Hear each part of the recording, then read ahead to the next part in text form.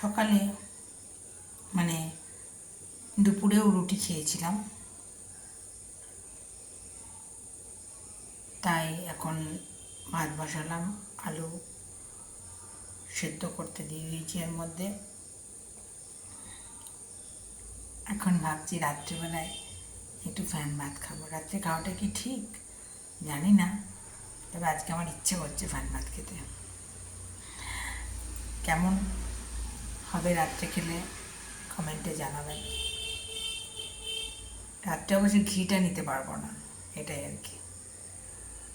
একটু বড়ি দিয়ে ভাজবো, যদি বড়ি থাকে, আর মনে নেই বড়ি আছে কিনা। কৃষ্ণ কৃষ্ণ বলে আমি রাধারে পেলাম, আমি রাধারে পেলাম। হরি হরি, রাধে রাধে। ভালো থাকবেন বন্ধুরা। বৃষ্টি মুখর দিনে আমরা যেন একসাথে পথ চলতে পারি, ভালোবাসতে পারি, তাই না বন্ধুরা?